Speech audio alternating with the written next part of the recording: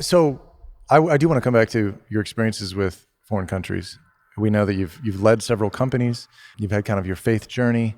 It would be good to just hear that background, if you could. Yeah, I can tell you, obviously been in business with most of my adult life, a multi-billion-dollar publicly traded company, and then have been in startups as well, and started my own and sold. And CEO levels in these organizations. You're right. Yeah. Technology companies, manufacturing, software as a service, Hoverboard, right? And the Hoverboard company. Yeah, that was obviously a tangible product. Absolutely. Well, I've slipped and fell on many of those, so that's your fault. Yeah. And they were catching fire. I'd be on a phone call with someone, and they'd be like, "I'm going to go. I've got some fires I got to put out." I said, "Don't even talk to me about fires. I can tell you all about actual fires." Wow. Well, there were so many ripoffs. That's what it was. It was all knockoffs. I mean, over 800 Chinese manufacturers knocking off the Hoverboard. And you were CEO during that time, like having to deal with all that? Yeah. And, it's probably over $1 billion of loss, with that. There were two things that we did that were, I thought, really helpful at the end of that, which was bringing 20 Chinese manufacturing companies who were knocking it off together and working smart. A deal, because the Chinese wanted to rip off the Americans. But if I authorized Chinese, then it would eliminate 780 of the other companies. So the Chinese didn't want to rip off the Chinese. They just wanted to rip us. Oh. And so by making that alliance, that helped a lot. And then I also learned a very valuable lesson. If you have a product that is easy to be ripped off or duplicated like that, knock your own product off first. Have a different brand, knock it off first. Interesting. So you capture both ends of the market. It's the person who goes into McDonald's, they don't like something that happened and said, "I'm never coming back here again. I'm going across to Burger King," and you own the Burger King as well. Wow. I feel like that happens in high-end fashion, where like a Prada, like a purse or whatever it would be ripped off by the company. Right. But they don't, because like the main company, this is allegedly, but you hear about this is really a good ripoff. It's almost like it's coming out of the same factory, or it's a moonlight, version of it. Go ahead. I guess then just a continuation from that. So obviously the business background, what brings you kind of into this season of life with politics? When I was done with the Hoverboard, when the patent sold and so forth, and I was out of that company, 3 months later, I got an invitation to be on the island of Menorca in Spain to help with the top 20 startup companies in the world. They were trying to encourage entrepreneurship in Spain. They saw what we had done and what my background's been. So I was there and, met someone from the White House at that time. And my journey, literally, that launched it into the world of governments. He asked me to speak at Harvard some months later. There was 132 world leaders there, including the ambassadors and so forth from 32 countries. And literally, I was not even off the last step at the end of my speech, and 3 countries were lined up and wanting to, do some kind of consulting contract. So it was an interesting journey, but that is what launched me, pivoted from business into government. And I still did not know the end of that. It seemed all kind of random and one-off. And then in 2017, the U.S.-China trade war, a lot of rhetoric was around that. And Bloomberg asked me for the year ahead. I was going to give a speech on the year ahead, their year ahead conference in Shanghai. And then Beijing found out I was going to be there, and they invited me to address, their business and government leaders in the Great Hall of the People in Beijing, China, in Tiananmen Square. Wow. And then the day before I was supposed to get on the plane, they had given me open, liberty as to what I was going to speak about. And so I had planned what I wanted to say, and then the day before I got on the plane, they said, "Well, we're changing your topic. We want you to talk about the U.S.-China trade war." And I was supposed to speak on Wednesday. President Trump was meeting Xi Jinping for the first time that Saturday, and I said, "Well, I don't know this administration's policies at all. I don't want to start a world war or a trade war, and so I certainly don't want to be speaking in the most reverenced place there." About this. Can you imagine if you just said something that was completely opposite of what they wanted you to say? Oh, that's too much pressure to put on you, man. Especially when you're not briefed about it. Give me a note first. Right.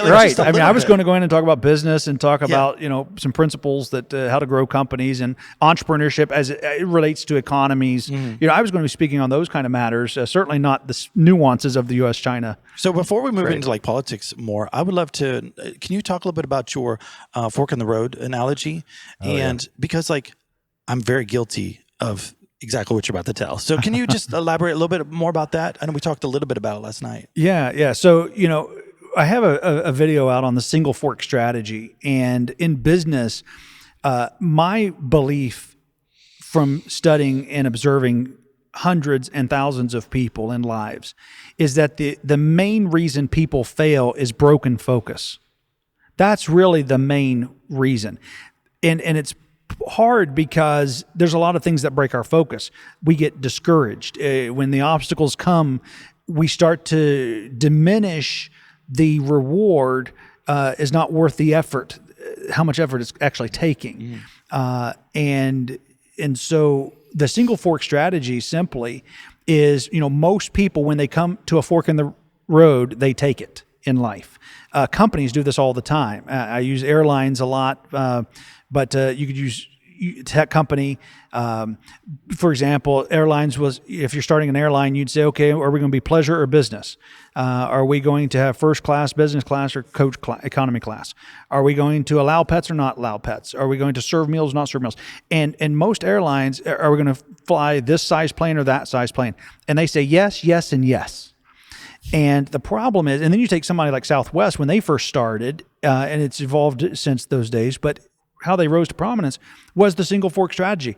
They said, we're pleasure only. We're not going to, instead of first class, business class, and economy class, we have one class.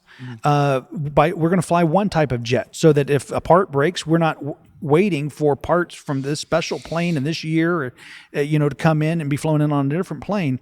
We can interchange parts, so it's more economical.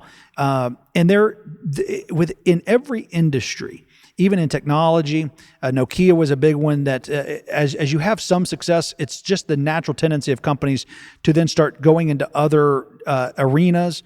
And then they always end up, after that doesn't work and do what they want, they always end up spinning those companies off, going back to their core competency and trying to develop it. Now, you were telling us that that Nokia was like the first ones to the cell phone market. They invented the cell phone, right? And once that was working, then they turned to everything else, and they got blown away by everybody else because their focus wasn't there.